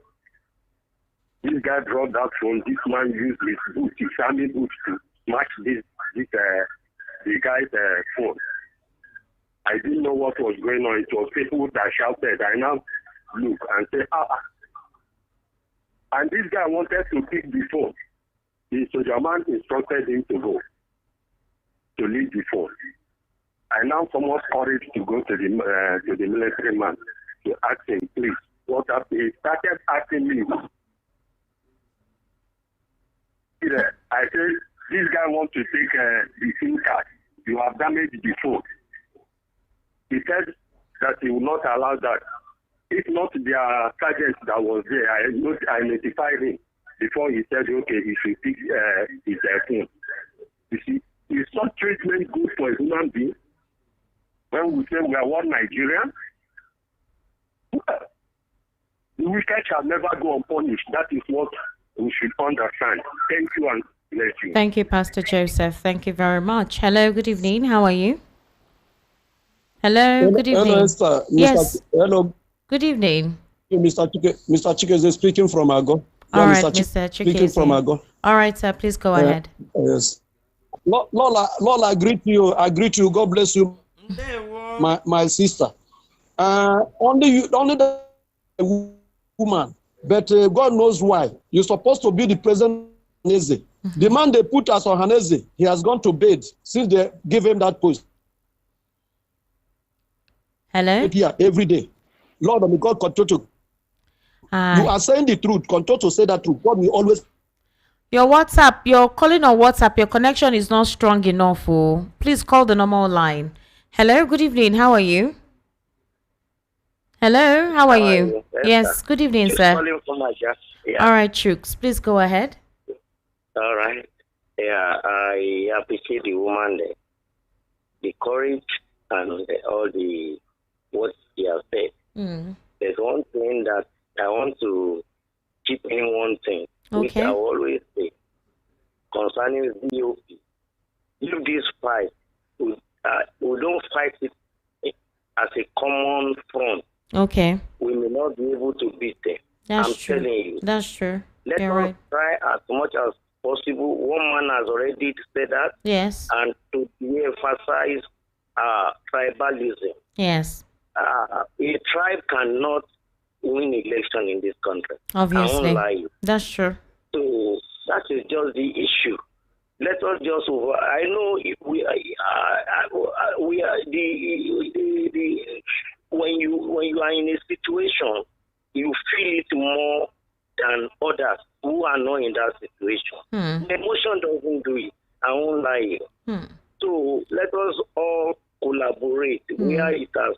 So you're speaking of strategy, right? You're speaking of strategy. Yes, strategy and form a bond together to fight this menace. It's a serious menace which God will give us victory over. Thank you. Thank you very much. Thank you for calling. All right. 080-3692-9933. I'll take two more calls and I'll start taking messages. Hello, good evening. How are you? Turn down the volume of your radio. When you call, turn down the volume of your radio. 080-3692-9933. That's the number. Hello, good evening. How are you, sir? Yes, Esther, I want to, come in a lighter way this time around. What's your name? My name is Chike. Chike. Hey, you're taking somebody's time, or you've called before? I'm not gonna. Oh, Chike from my papa. I've never called though. Oh, okay, all right, go ahead. I've not called in yet. Well, go ahead. Called you this evening. Okay, go ahead. You see, Esther. When somebody looks at you and say that you cannot do anything, and continue to tell you that you cannot do anything, and continue to do the same thing at the same time, one day you get angry. Nigeria is headed to a wrong direction. Let all the leaders from the north, the southeast, southwest, south, and let them come together and discuss the matter. The youth are angry. We will come out. You guys will be surprised the way we will come out. I'm 27 years. I'm telling you what is on ground. Please seen it. My problem is not money. I have the money to spend it. If it is something like an economical situation, I don't have any problem with that. Because I used to say the way it is. I don't have, if I go to market, something increase, I will buy it. But let me tell you, the youth are angry. Something will happen, and at the end of the day, it will escalate to nobody, even you are in that studio, will run away. Let them come together and put this matter in it. So what, people are angry, and the government in power don't want to listen to the youth. If you come to my own village, the Onyekachimwa Bonyi village, where that man that is insulting where boy, your friend that is owing you money. I say your friend that is owing you money. I think let me ask you this question before I go off the line. I'm angry. I don't want to talk again. Is Onyeka coming to your studio anytime, any moment, so that I'll call directly? He's not coming. Well, I don't know. We may invite him. It depends if he's able to avail himself. Invite him so that I call. If I cannot get through to your studio, okay, call me with this number so that we'll talk. You talk to him. All right. I'll call him. I'll call Senator Wamboy, and then when he comes here, I'll call you to speak with him. 080-3692-9933. That's the number to call. 080-3692-9933. Hello, good evening. How are you? Hello, good evening, sir. Turn down the volume of your radio. Turn it off completely, please, or step away. Hello? I am Wajuku from Waka. All right, so you haven't turned down the volume of your radio. I said turn it off completely. Let me take some WhatsApp messages right about now. And obviously, if you want to send messages on WhatsApp, it's 0817-1756-338. All right. Good. Okay, this person says, Esther, please open phone line 8 p.m. so that we can talk to Koboko Man. I have open phone line since, I don't open phone line since. Well done. As far as Fulani extraction and government at all levels are still allowing killing, raping by the Fulani people, many regions will continue to build up local security outfit to protect themselves. This is because the laws are made for every citizen. Chemera from Agbara. This man, I picked his call. Hello. Sorry. Go ahead. What's your name? Okay. Hello, my name is Ugo. Ugo, where's your location? Ajagule. All right, Ugo. Can you speak louder? Okay, can you hear me? Yes, I can hear you now. Ugo, please go ahead very quickly. Yes. There is this ideology that I discovered in the north, like that always go on in the north. Okay. Like almost all government jobs, almost all military jobs, big jobs in this country, if you find out, it's always headed by the north. So whenever you see something happen on the road, maybe one issue, you will see the northerners, they will gather. They want to solve that issue. You go to an office and you just speak northern language. They will attend to you. and it's as if there's this one love within these people. But now, why won't we ask ourselves this question? The poorest of the poor of this country is in the north. Lowest form of education in this country is in the north. The worst hospital healthcare in this country is in the north. So where is this love that these people always pretend? Where is this love coming from? This thing they always do, that fight, when it comes to fight and violence, you will see them. But when their own, why is it that their own, why don't they take care of even their own in the north? Why don't they take care of themselves? What's the poorest? You go to almost all your beggars in this Lagos and northerners. Why are they not pretending? What is it not pretending? I won't we call it pretending. Why is it not pretending that we call these people their character? The government people need these people. To win election in this country, you need the mindset of the kind of northern people. No matter what you do to them, just find one tiny thing and give to them. They will start voting you. See the way they run election in the north. Are we not witness to it? Don't we witness it? See the kind of way they run election in the north. We are all here. We used to see it. When it comes to north, the election is different. 10 years, 15 years are voting. But in Lagos, in Igbo land, it will look like it is here they go school pass. But in that place, 12 years, 13 years, they are going to election. How come? How does it happen? These people, they just love to deceive themselves. And the government, why you are not saying that the government are doing anything is because the government needs them. If not, they would have reacted. Thank you. Thank you very much. Yeah. So the government needs them for elections, isn't it? Because they said the reason why they've not reacted is because government needs them. That means they need them for elections. Government does not need any, but they rig elections. Hey, Lolo, don't be generalizing. So are you saying all the votes have been voting is not counting? Don't really. Yeah. Our vote doesn't count. Esther, let's not pretend about it now. All right, let me take messages on YouTube. All right, I'm going to start off on YouTube and then afterwards I'll go into WhatsApp. Business Intelligence Solutions. Yes, this was happening in 1966 in same Benue. Uche Akachukwu, Benue have governed other polluters at federal level. Why have they been watching their people dying? All right. Samuel Smiles says, good evening, Esther, and good evening to your guests. The current Secretary to the Government of the Federation, George Akuma, is from Benue State, and he has a federal might, yet they all watch herdsmen butcher Benue people. So sad. In Ghana here, the same Fulanese, but they have never ever entered any farm, and they never kill anybody. Buhari licensed their guns. You remember, Buhari opened radio stations to communicate with them. Eke Chipweze, good evening, Madam Pinto. Good to see you. Seed says, very spot on. Lionheart. Okay, these calls are interrupting my WhatsApp messages. Seed says, very spot on. Lionheart says, are there no places to hurt in the north? Osando Moses, I stand with Uromi and some people in general. Some people are great warriors. Dave Ebuka, not a country, a British useless company. Nobleman, only this woman had so far set truth to the matter on ground. She made my day. Kudos. Stephen Chibos, APC party brought all this nonsense to the country. Sid says, kudos to Urumis. Moses Ndubisi, southern Nigeria is already captured by Boko Haram. Wow. The earlier we wake up, the better for us. Sid says, those senators have led their soul for have fed their soul or sold their soul for pot of porridge. Osando Moses, Fulani headsman terrorist is worse than Boko Haram. Sid says, they can't gaslight us. When we were born, we heard them announce results. Eediora Chukudi, they are into the game. It's all right. I'm not read entirely that message. Kenna E, the Enugu State Governor Peter Mbari is saying nothing.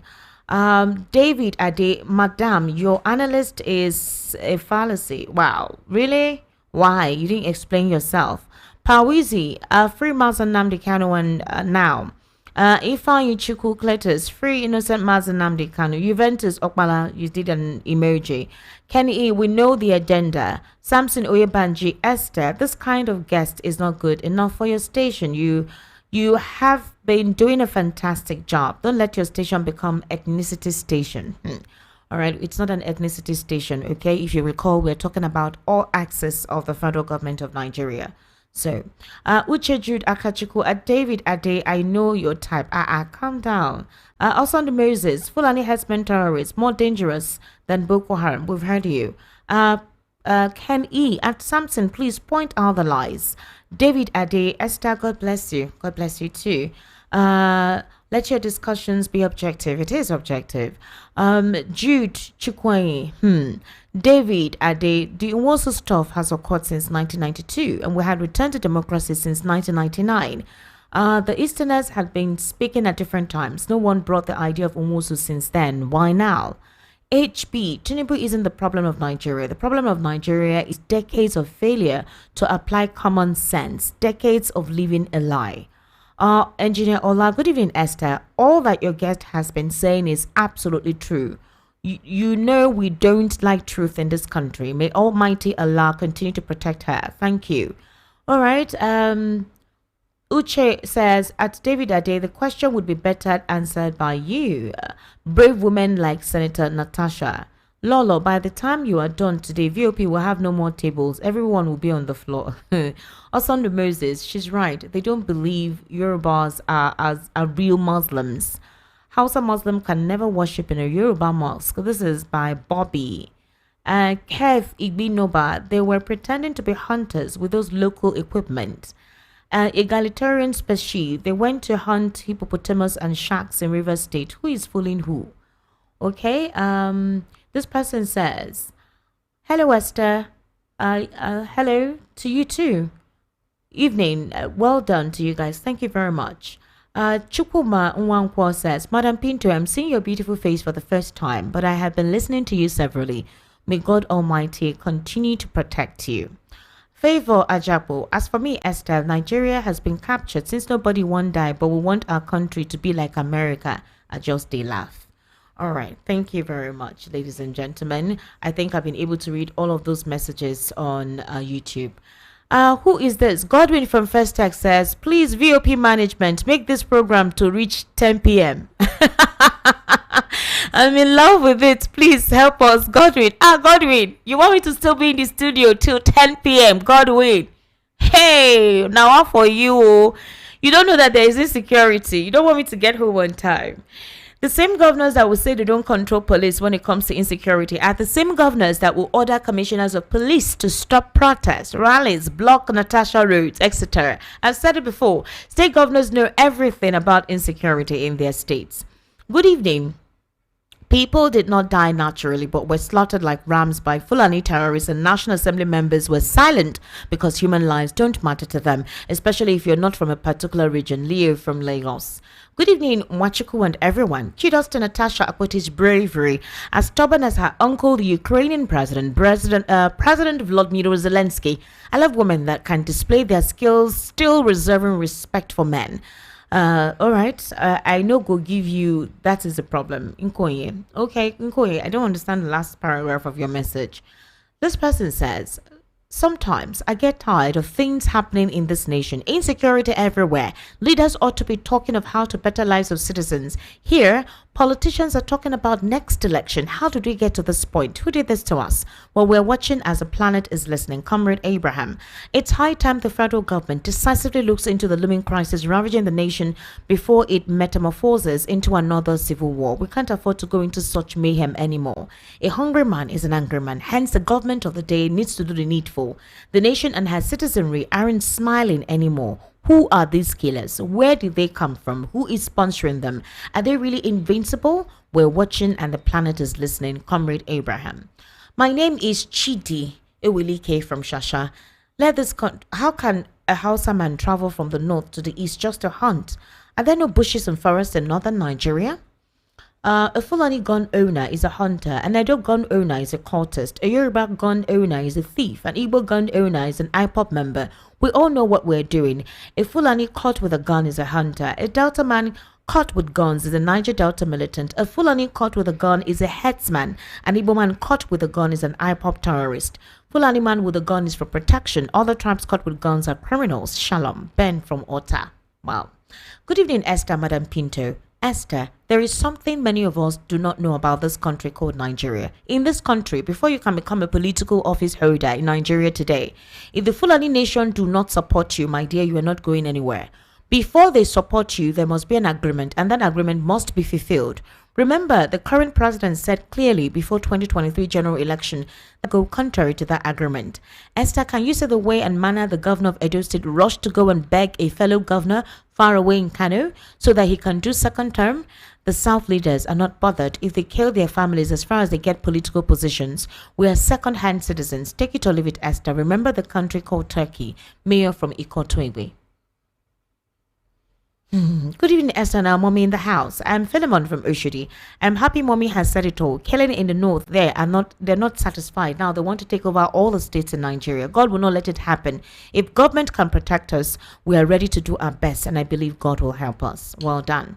Paul from Mushin, because Ruga was rejected, now Fulani is invited in Nigeria by northern politicians are taking the land by force. Something will happen to Nigeria soon enough to end all of these killings. All right, good evening. Asking President Tinubu to say or do something to the marauding Fulani headsmen is a rhetoric because he wants to win elections. The headsmen were imported from Chad, Niger, to win elections for the APC, and now, having been privy to the criminality perpetrated to remove former President Jonathan in 2015, the 2023 elections, the headsmen live in Nigeria by blackmailing the APC, including the President. Look, not even now that the APC have started re-registering and redistributing them across the states and local governments to be able to garner the requisite voting population to win elections. We now ask the PDP, the coalition and the opposition as a whole, what counters do they prepare to stop the APC in 2027 elections? Our studies show that rather than form counters including to rid the country of these headsmen before the elections, the PDP, the coalition and opposition in general are begging the APC and President Tinubu not to turn the country to a one-party state and begging the president to feed. We don't know where they read in any of the holy or super books that they must heed beggars. I only read should heed beggars, not must. Tochiku Adele Thompson from Obani Koru. Good evening, VOP. I think there is a special place meant for northerners in this country. We can't continue pampering them while other tribes are treated like second-hand citizens. I don't support killings in any way, but the way these killings in Uromi is going, it might turn to something else just because of the way politicians are trying to make it political and see it as the only way to align with northern politicians. Treat every citizen equal so peace can reign. Ralph from Satellite Town. Good evening. I am engineer Olashukomi Adefoye, also known as Mr. Lasso from Ijesha Tedo Mushi. About the terrorist bandit, nothing like its name's called government knows about. If not, why not put a stop to all this while people are crying and shouting on the media?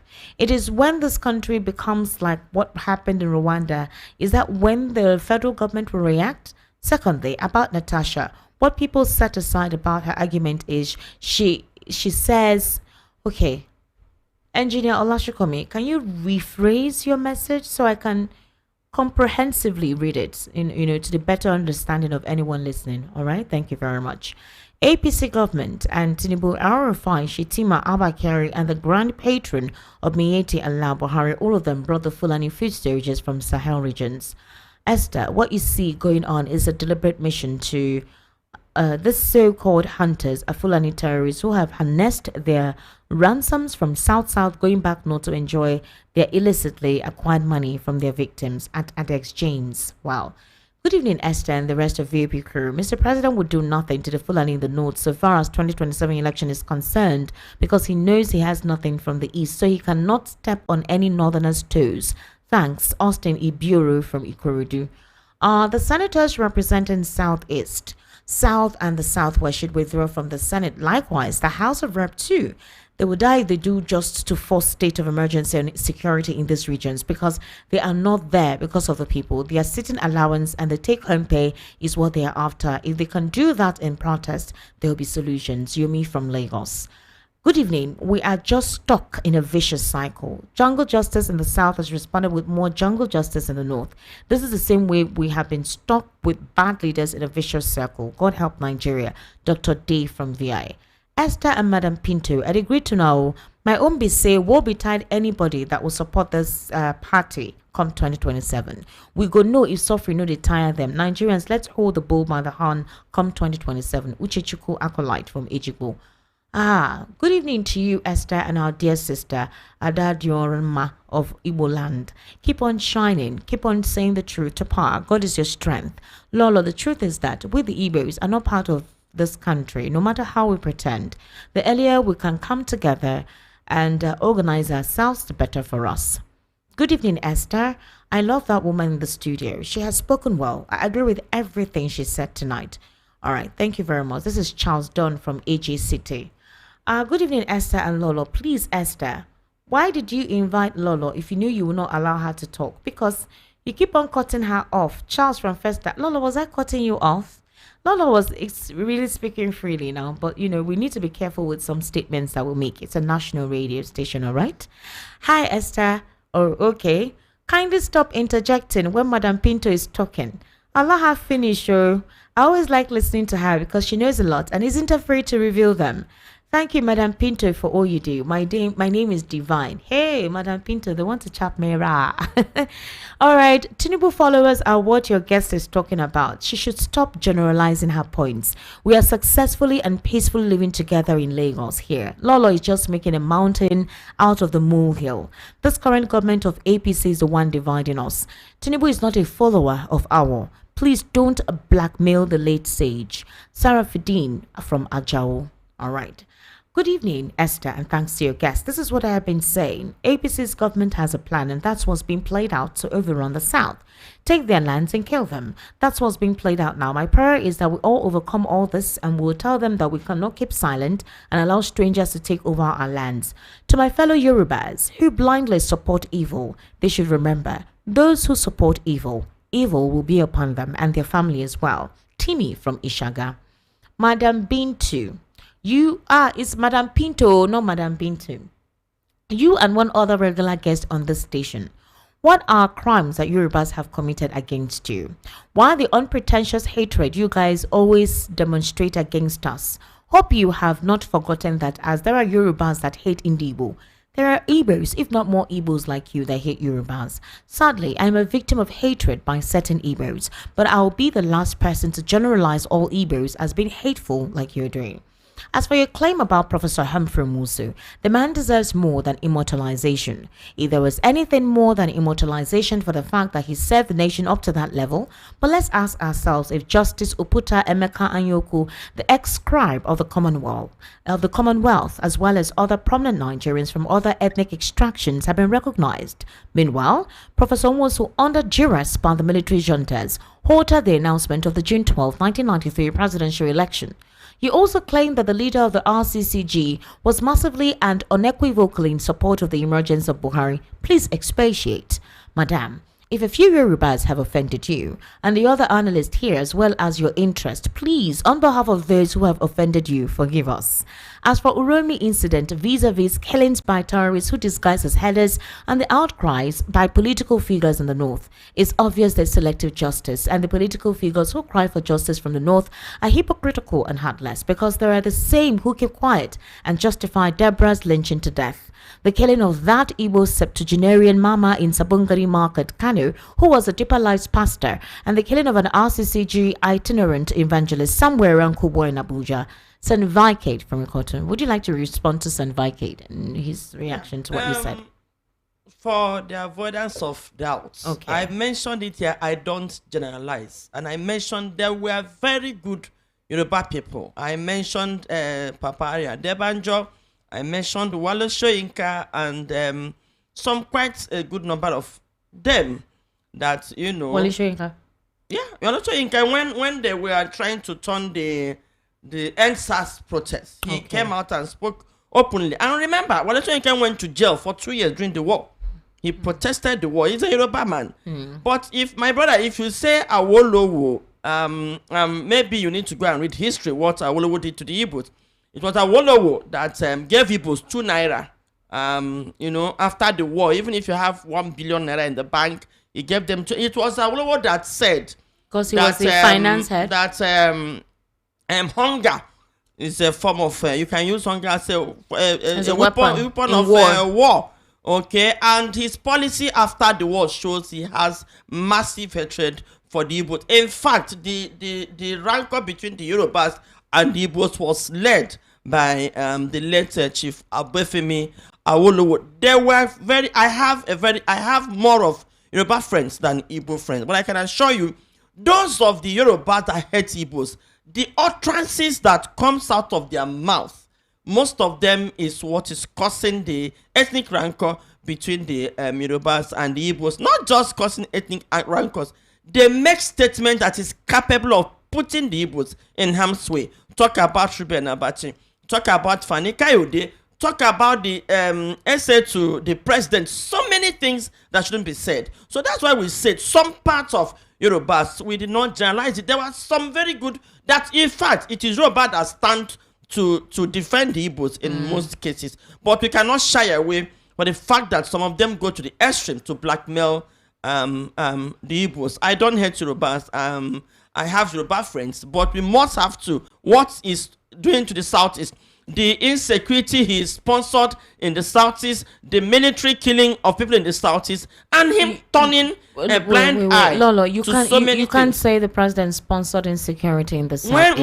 When they moved a militia and armed him to the Southeast, Asodi Kubo. That was the administration of former President Muhammadu Buhari. Then when he came in, what did he do about it? I'm just saying that particular contract was between Muhammadu Buhari and Asari Kubo Dokubo. said he was even more friendly with Tinubu, and he said Obviously, he recommended Lolo, him. let's get based on the facts in the news. Asari Dokubo right now is not in good terms with the president because his contract was not renewed. Although he still said that the previous contract of the previous administration continued. But the Nigerian army has actually distanced themselves from that statement. President Tinubu is the leader of APC. So there is nothing that will happen in APC that he will not be aware of. And we do not see him condemn that act. And he will not tell us that he did not know that Asadi Kubo was contracted to kill in the Southeast. All right. And the further and the activities of the military, even when he was in power, the militarization, the checkpoints, and the Fulani killings in the Southeast, the president has never come out to condemn it. And his utterances about Southeast shows that he's not accommodating us. All right, that's Lolo Pinto there explaining to St. Vicate. Good evening, Madam Lolo and my lovely presenter. My name is Taiwo Olabade from Songo. What is happening in our country is unbelievable, and our leaders should be very, very careful and learn from other countries. For example, Rwanda. Everything is not all about power, but good governance. May God help us. Good evening, Esther and your guests. The northern elite hide on under different nomenclature to perpetrate evil, but the same operation, same purpose of maiming, killing, conquering, and taking over the land. First, it was Boko Haram, ISWAP, farmer herders, bandits, headers, and now hunters. Until it touches every one of us, no one will come to the rescue, not even the government of yea and nay that gives cattle VIP treatment and can salvage these killings. Ezekiel from Ejigbo. Greetings, Esther, and everyone in the studio. I am Andy from North Korea. I want to advise the good people of Edo State to remain vigilant. Although the governor has promised to compensate the Fulani ex-militants, this gesture may not necessarily prevent them from seeking revenge for their fallen brothers. I urge the people of Edo State to be cautious and proactive in ensuring their safety. On a personal note, I would like to extend my prayers and well wishes to Lolo, Madam Pinto. May God continue to guide and protect her, granting her long life, prosperity, and good health. I appreciate her selfless contribution to the community. Lastly, I aspire to possess the wisdom and courage of Nnamdi Kanu to join forces in addressing the challenges facing our people. Thank you, Esther, for your exceptional work. Please extend my greetings to everyone. I'm coming. Before we wrap up, you have your final say. We have lots of messages here. What is the president saying, for God's sake, on this vexatious behavior of the Fulani cow rearers, killing innocent citizens and wickedly destroying their farms or crops? Honestly, this will cause great violence in this country someday. Tinubu, why do you allow this to fester in this democratic setting? This is a time bomb waiting to explode one day. Stop this evil, please. Chinedu from Badagry. Good evening, Madam Pinto and Esther. There are two types of hunters in Nigeria now. Those who hunt for their fellow humans and those for animals. Those who hunt for animals do it within their locality, while those humans go far away, especially in the southern part of Nigeria. When I was in the north, and that's where we got our bushmeat, Andrew. Now I believe all what Nnamdi Kanu was saying. Indeed, he's a prophet. May God help us in this country. Samuel from Ikoton. Good evening, Esther. Kindly moderate the tone of your callers who seem not to know how to bridle their emotions. I already did that. Thank you very much. God bless you. Good evening, VIP. Myself, thanks the vigilante for good work they did in Edo State. We must defend ourselves. Esther, greet your guests in the house for good voice. Tony Mars from Ilasa Maja. Good evening. My name is De Ethanol and I am from Otta. Imagine if those guns, which they refer to as hunter guns, were caught with people from the southeast by the army. They would kill them and label them IPOP, and those weapons would be on the front pages of newspapers. The military would tag it as a rocket launcher or RPG machine gun recovered from IPOP. It as well. Good evening, Esther and the guests. Thank you, Lolo, for your bold analysis. Esther, you have done very well for trying to situate properly the deliberate acts of division by APC government and their supporters since 2015. As you pointed out, it's not the entire Yorubas of Lagos origin, but rather the APC supporters in Lagos, of which some of them are from Kwara, Kogi, Osun states. On the Uromi unfortunate incident, Governor Monday Okpebholo had visited the victim's state and sympathy ground, but Governor Tambuwal Sokoto then wasn't made to visit the family of Deborah when she was also killed in a jungle justice by students of Sokoto State College of Education. Those students that killed and set her on fire continued and finished their program without any arrest till today. So what do you call this? Comrade Godfrey from Surulere. This is so long. We need to wrap up now, ladies and gentlemen. Your messages are so long. Good evening, Esther. I think it's time for us to rethink. All right. Thank you very much from Ali Mosho. Good evening, Esther, Madam Pinto. I'm listening to today's show because my match just started now. Kelechi from Ushudi. All right. Lolo, what's your final take? My final take is number one. Communities should rise and defend themselves, and I want to encourage Edo people. Do not allow yourselves to be intimidated. And I want you to call some good lawyers. I'm going to call lawyers from Edo State, people like Ozokeme, to rise and defend your people. Now, for me, I condemn jungle justice in totality, but these are criminals. You can't find people with guns and knives and money they cannot explain where it came from, and then they were unfortunate. They were arrested. Unfortunately, the mob caught them, which is not. I mean, this is not the first time it's happening. Unfortunately, before help could get to them, they were leashed, which we condemn.